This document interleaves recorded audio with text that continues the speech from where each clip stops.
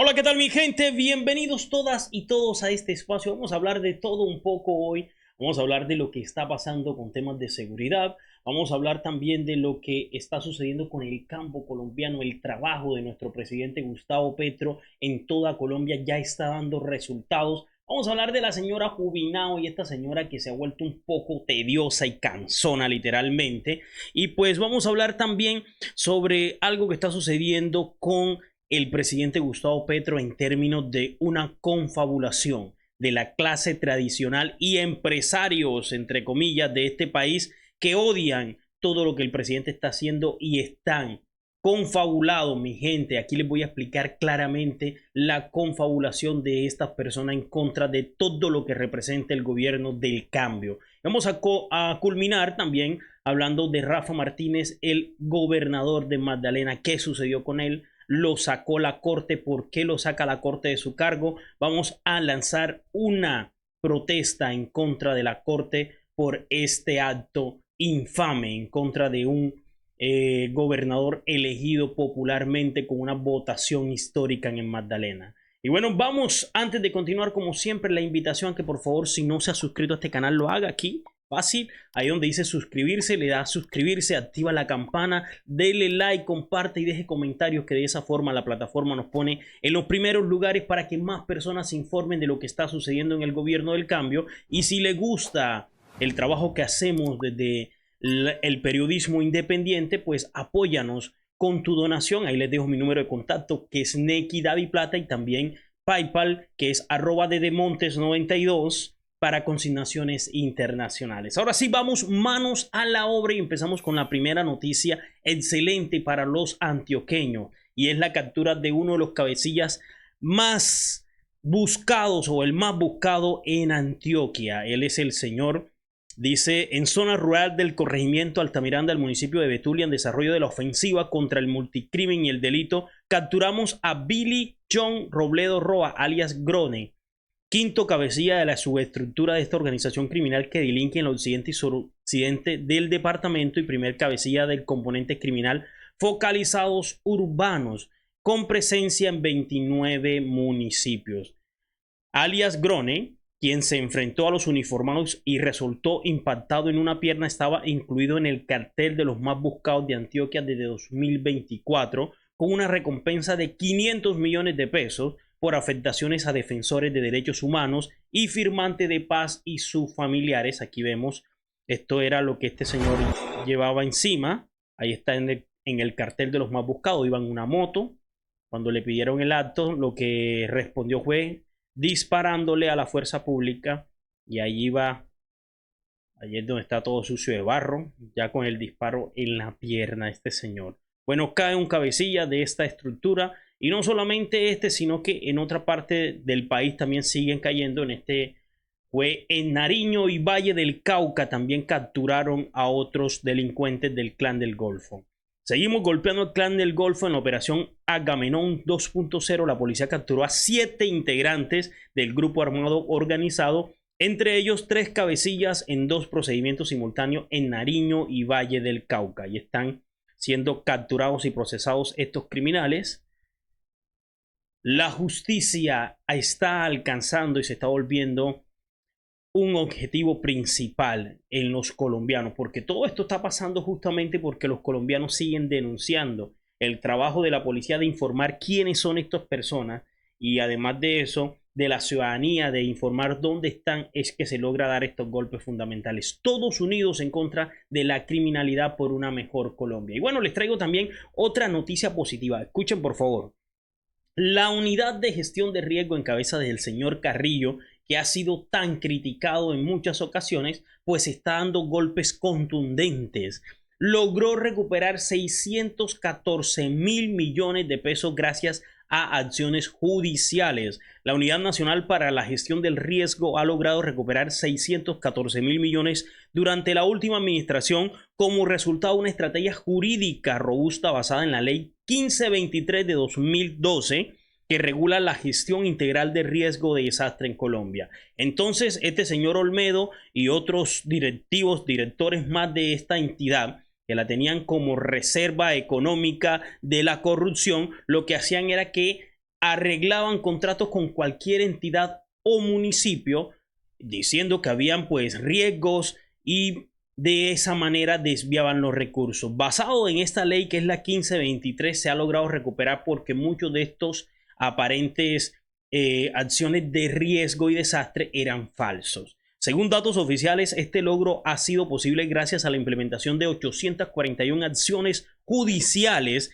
de las cuales 95 procesos continúan en curso, además de la interposición de 720 tutelas y el seguimiento a 25 incidentes de desacato. Este es un trabajo excelente y esto va de la mano pues con el dinero recuperado también, y también pues los capturados en todo este caso de corrupción. La corrupción en este país no debe seguir siendo la bandera. Colombia debe transformarse en un país anticorrupción y eso solo lo logramos si logramos sacar a todas estas personas del poder. Y bueno, continuamos con otra noticia positiva, y es que el señor presidente sigue trabajando en favor. En este caso se va para Boyacá.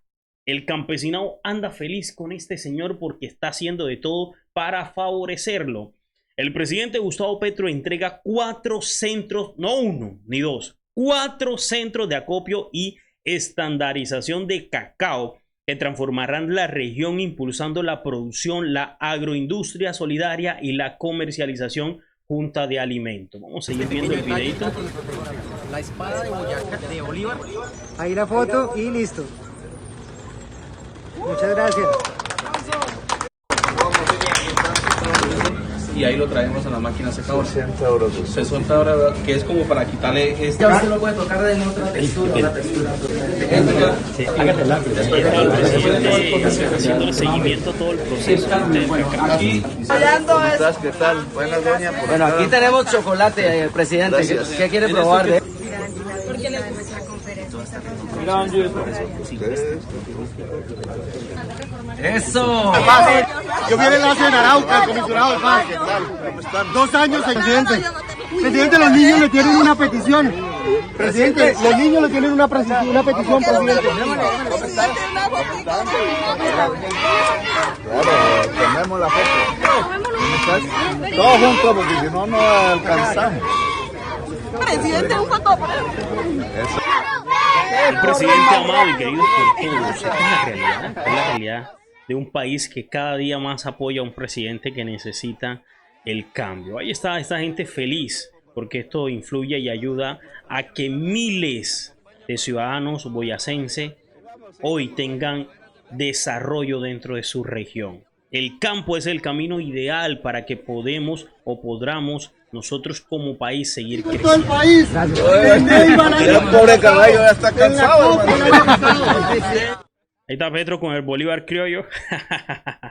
Bueno, entonces continuamos por acá con más información. Ahí está el presidente prendiendo el tractor oficialmente de estas entregas. Pues este tractor como tal se aluce al trabajo. Dice, hoy junto al presidente Gustavo Petro, esto lo dice César Pachón, se entregó maquinaria para fortalecer el sector lácteo en Arauquita con una inversión, ojo con esto, de 1.411 millones. Somos el gobierno que puso a producir el campo. Vamos a crear riqueza con trabajo pleno en nuestro territorio. Esta es la realidad de lo que está sucediendo. La gente feliz apoyando el cambio. Oiga, van 3 años aproximadamente ya del gobierno del presidente Gustavo Petro y hacía muchísimo un presidente no tenía la acogida, el respaldo popular que tiene el presidente Gustavo Petro. Si en algún momento logramos sacar más de 11 millones de votos, yo creo que ya estamos por los 20 millones. Hay muchas personas, sobre todo del campo, que estaban mal informadas, que no votaron por el presidente, y en esta zona de Arauca, de norte de Santander también, no apoyaban al presidente por la falta de información. Pero hoy sí. Y aquí vemos, por ejemplo, este trabajo que se está haciendo de la Agencia Nacional de Tierra, el cual nos dice que se han beneficiado en el trabajo de paz y unión en el Catatumbo, el cual se han beneficiado más de 1.800 familias y un total de 7.005 personas de la playa de Belén Abrego. Vamos a ver este video que es bastante diciente sobre el trabajo de los gobiernos anteriores. Únicamente lo que han hecho es que han militarizado las regiones para que los campesinos no puedan alzar la voz. Los gobiernos anteriores no le dieron reconocimiento político al campesino como sujeto de protección especial. El gobierno Gustavo Petro fue el que fue capaz incluso de poner una propuesta a nivel internacional sobre la cuestión del cuidado del ambiente. El gobierno Petro es el que ha sido capaz incluso de unir a países con unas propuestas alternativas de cambio. Consideramos que Petro lo que ha hecho es grandes esfuerzos y que aquí unos llamasen revolucionarios. Lo que han hecho es lo contrario de la revolución. Lo que han hecho es incluso perseguir a la gente para que le echen la culpa a quién, a Petro.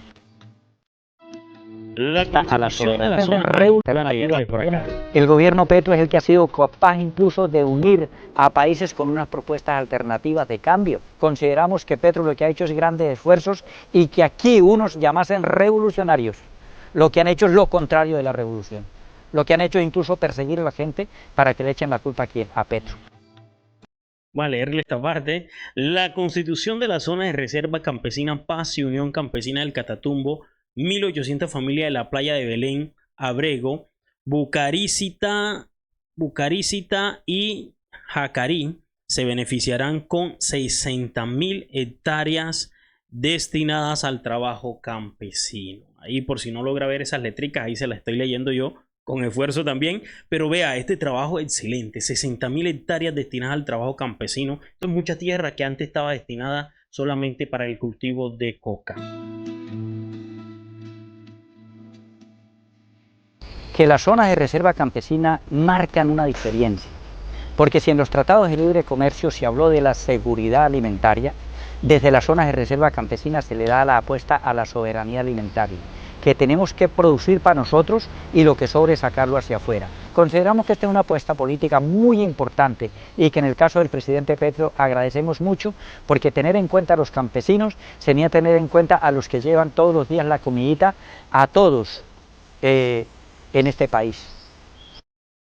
La importancia del campesinado que los gobiernos anteriores habían dejado por fuera, creo que nos ha hecho crecer como país. Y bueno, continuamos por acá porque la señora Jubinao anda desatada nuevamente. Hace rato no hablábamos de ella, pero ya merece una mención. Por ahí anda muy molesta porque había un programa que se llama Estado Joven, ya le voy a hablar de ese programa, el cual el gobierno desde 2024 suspendió los giros y pues declaró su insubsistencia de este programa, es decir, eliminó este programa. ¿De qué se trataba este programa? Este programa Estado Joven lo que buscaba era que jóvenes practicantes, es decir, a punto de graduarse de sus carreras técnicas, tecnológicas y profesionales, fueran al gobierno, a los estados, ¿cierto?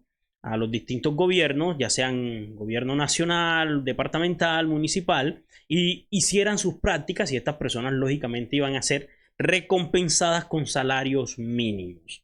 ¿Qué sucede? Perdón, ¿qué sucede?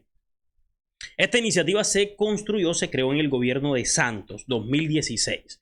Si usted la ve abiertamente, es una muy buena iniciativa, ya que se beneficiaron alrededor de 13.769 personas. Jóvenes estudiantes que terminaron contratados por el Estado para que hicieran sus prácticas. Tenía un salario mínimo y todas las prestaciones, una elegancia para alguien que solamente estaba haciendo prácticas. Esto alrededor generaba un gasto anual al gobierno de más de 20.000 millones de pesos. Listo, ¿qué sucede? Este cuento de Estado Joven, es decir, 9 años desde 2016 funcionando, solamente logró anual, porque se hicieron 11 convocatorias, logró que anual se vincularan un promedio de 1.250 jóvenes. Entonces, ¿qué sucede? Esto no es en todo el país. Esto simplemente se materializó en algunas zonas del país y otras. Jamás en estos 9 años tocó siquiera un joven, le tocó siquiera este aparente programa Estado Joven. Entonces se centró en Cundinamarca, Antioquia, Valle del Cauca y Santander. Y todos estos 4 departamentos son justamente los departamentos donde los niveles de desempleo están por debajo, por ejemplo, a los de la costa, o los de las dos costas, tanto Pacífica como costa Atlántico. Entonces ese es el hecho. El presidente evalúa estos programas y dice, estos programas en realidad están centralizados. ¿Y sabes qué era lo peor? Que muchos, la gran mayoría de estos jóvenes que entraban a estos programas terminaban pues vinculados o era por rosca, literalmente, hay que decirlo, entraban por rosca estos programas, dejando a jóvenes necesitados realmente por fuera, como pasa en este país. No todos tenían acceso, prácticamente este país está saliendo 500,000 de estudiantes y solamente 13,000 se beneficiaban. Entonces no es un programa que si se ampliara en cierta medida sí era bueno, pero el Estado no podía vincular a todos estos estudiantes, entonces se veía un poco forzado a que ciertas personas con ciertas influencias y con cierto amiguismo y con cierta rosca terminara accediendo a estos programas y la gente necesitada en realidad terminara excluida. Esto sucede con este programa y aquí Jubinao pues dice una y otra vez que este programa, mejor dicho, era lo mejor, que Petro elimina las cosas buenas que hacen los otros gobiernos, porque resalta, mejor dicho, a los gobiernos uribistas esta señora Jubinao. Y aquí por eso les vengo a explicar que en realidad el programa era muy bueno, pero para muy pocas personas, y se supone que el Estado debe estar para todos, integral, que todos tengamos las mismas oportunidades, y esto con este programa no se estaba dando. Segundo punto, ¿por qué el programa se acaba? Fácil. Ley de financiamiento del gobierno. ¿Qué hizo Jubinao? La votó negativa. Literalmente, la votó negativa. ¿Qué hizo el presidente? Dijo, vamos a recortar muchas cosas. Y ahí está una de ellas.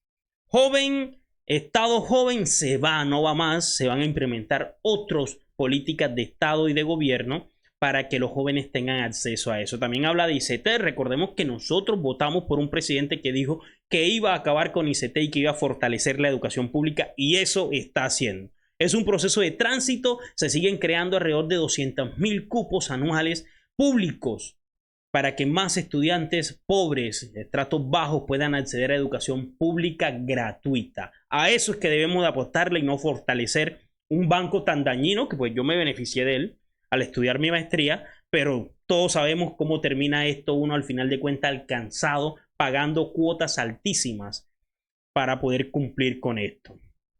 Y bueno, vea, al final de cuentas ya peleando con toda la gente, muestra una carta que le mandó el Ministerio del Trabajo, donde ella preguntaba si qué había pasado, se habían eliminado este Estado joven, y le responden al final, le dicen: no se asignaron recursos para el programa debido a la reducción de recortes en 2024. No lo logran ver, dejen, se lo muestro aquí.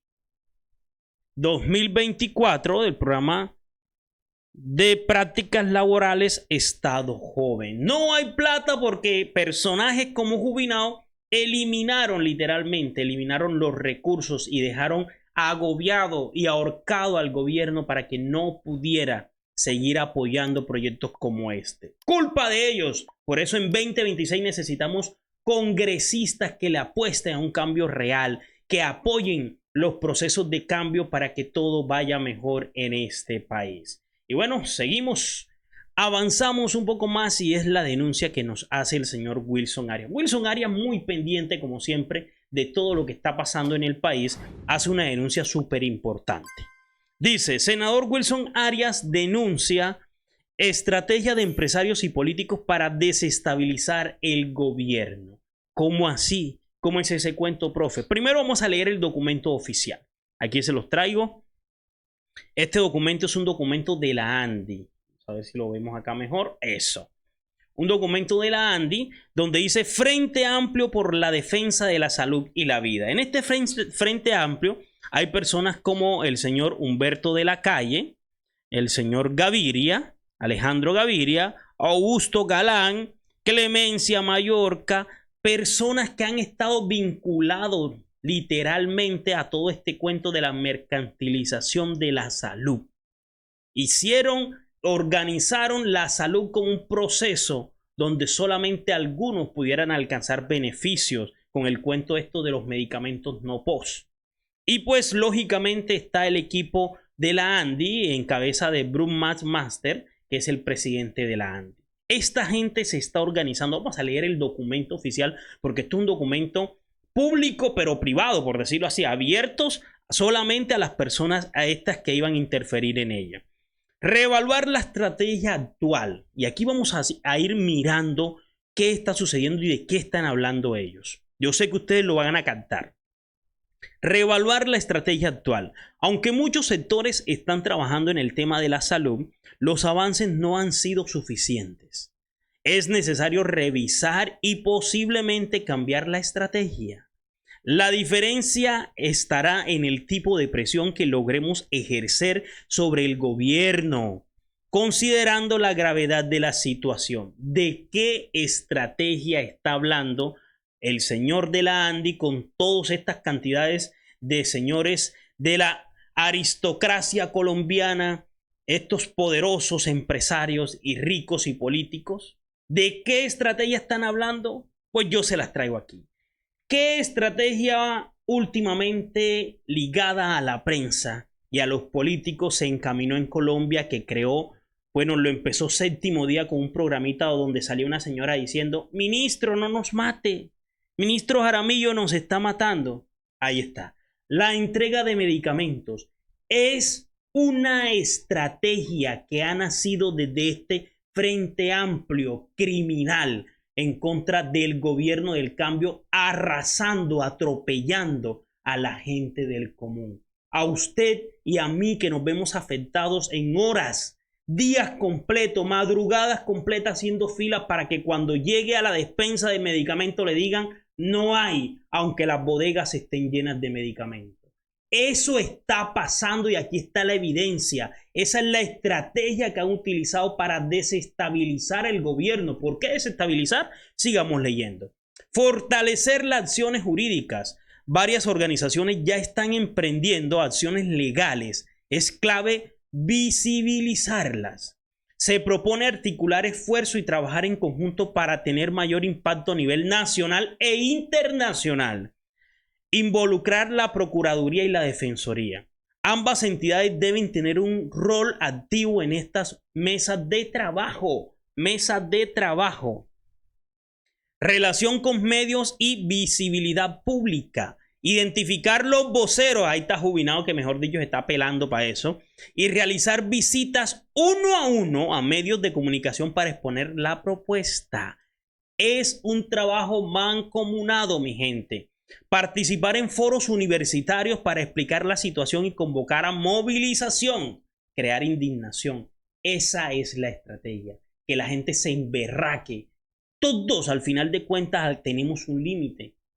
Y pues que yo vaya 1, 2, 3, 4, 5 veces y no me entreguen medicamentos, yo voy a terminar molesto. Y que mi familiar se esté muriendo, esté muy grave, todo el mundo va a comenzar a estar molesto. Y esta es la intención de la ANDI y todo este grupo criminal de Frente Amplio que han llamado en contra del gobierno del cambio, atropellando a las personas. Evaluar la visibilidad de un referendo ciudadano. El comité político debe revisar esta posibilidad. Comité político, mi gente.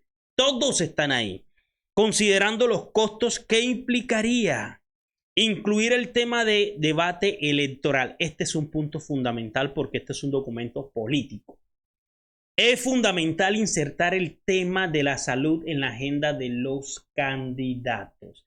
Expuestos literalmente empresarios y políticos en contra del gobierno por medio del caos que están creando en la salud. ¿Cómo entonces, nos preguntamos nosotros, si la ADRE sigue girándole recursos directamente a las entidades? ¿Por qué entonces estas entidades incumplen en la función del cumplir con el derecho fundamental de la salud? Aquí está la respuesta.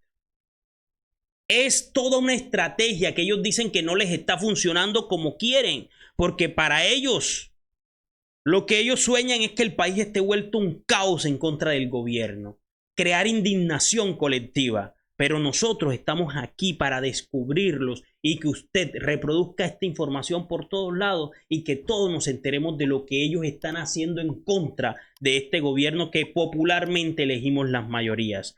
Mantener un mensaje unificado ante la opinión pública y medios. Enfatizar que se trata de una crisis humanitaria, crisis, rumores de crisis.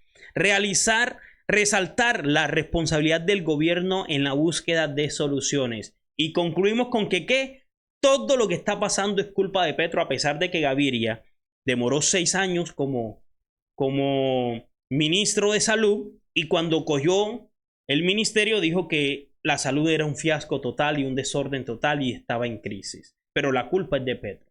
Acciones ante la Comisión Interamericana de Derechos Humanos. Explorar, ojo, ya se van para términos internacionales. Ojo con esto porque es la misma estrategia de golpe blando que han utilizado en Perú, en México, en distintos países, en Brasil, gobernados por la izquierda. Irse a entes internacionales para que también comience a presionar en contra del gobierno. Explorar e implementar estrategias ante este organismo para visibilizar la situación. Las narrativas actuales van más allá de las cifras exactas. Hoy en día no basta con tener la cifra perfecta y tampoco tenemos datos exactos oficiales. Las narrativas se deben construir también desde la experiencia, lo cualitativo y lo anecdótico. Inventarse chismes, cuentos, ideas.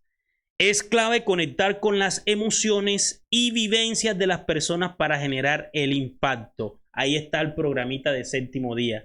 Hicieron al pie de la letra lo que dice este documento. Ahí les voy a compartir para que usted lo termine de leer el enlace en la descripción de este video. Mi gente, quedaron al descubierto, afortunadamente. Vamos a escuchar de voz viva del señor Wilson Arias, el senador Wilson Arias, todo esto que este señor descubrió. Sí quiero decir que dentro del golpe blando hay en oportunidades explícitamente una especie de sabotaje económico o de pánico económico que ha sido muy funcional a los golpes de Estado antes de que se presente una especie de fractura institucional. Son etapas previas que conducen a la fractura institucional, momento en el cual se procede, inclusive con intervención internacional. Bueno, aquí también se habla de intervención internacional. A través como suele ser, siempre lleva a la izquierda a espacios internacionales que son institucionales por lo demás, pero que han sido muy activos también esto. De modo que cierro ahí decir, muy coincidencial la aparición del documento y también otros que quieren internacionalizar los problemas de Colombia. El documento, que obedece más a la plataforma política de un partido, revela su intención de generar confusión en torno a la salud de los colombianos al proponer instalar en cada ciudadano un descontento generalizado al mejor estilo de un golpe blando. Entonces es un documento que obviamente tiene la intención de afectar gravemente o de ahondar la crisis que existe en el sistema de salud. Y esto es importante decirlo, es decir, tienen un franco interés de hacer propaganda sobre el momento que estamos viviendo y definitivamente no solamente tienen un interés económico, sino político. La propuesta de la ANDI que... Así es, el interés más que económico es político, desestabilizar este gobierno para que ellos en 2026 logren ganar por medio de un caos. Mi gente, si usted tiene personas enfermas, haga de tripas corazones un poco, porque si hay alguien culpable de esto no es el presidente Gustavo Petro, y aquí se lo he demostrado. Estos criminales todos se asocian en contra del pueblo, no les interesamos ni un poquito. Quien se ha interesado un poquito por las personas es el presidente Gustavo Petro y es enemigo de ellos. Ahí está. Y bueno, para finalizar, lamentamos esta noticia donde el gobernador de Magdalena, el señor, se me fue el nombre, Rafael Martínez, el señor Rafael Martínez fue sacado de su poder como gobernador. Acato la decisión, el presidente hace referencia a esto, dice: acato la decisión judicial sobre el gobernador de Magdalena, pero no puedo compartirla, afecta el bloque constitucional, contradice la Convención Americana de Derechos Humanos. El Consejo de Estado en pleno en años anteriores logró en mi caso dictar una juridicidad favorable al derecho convencional y a los derechos humanos de los que hacen parte, los derechos políticos de los que hacen parte del derecho político, que ahora algunos magistrados en sesión contradicen. En una coalición política autorizada por la Constitución no hay doble militancia. Coaligarse con la ayuda de dos o más fuerzas políticas para ganar una gobernación o alcaldía, la doble militancia es militar con dos partidos al mismo tiempo, por tanto no es lo mismo. Este señor, es una lucha que vamos a empezar entre todos, porque la idea del Consejo de Estado, de la parte judicial y jurídica de este país, que está aliada a las políticas tradicionales, que hace parte de estos bloques que acabamos de mencionar, están eliminando uno a uno todos los que puedan gobiernos progresistas, tanto en el Senado como en la Cámara, como alcaldías y gobernaciones. Todos están en contra del progreso de este país, mi gente. Y con esto pues damos finalizado. Gracias por estar aquí. Nos vemos hasta la próxima. Chao, chao. El profe Dani. Un profe al Senado. Educación, experiencia, humanismo.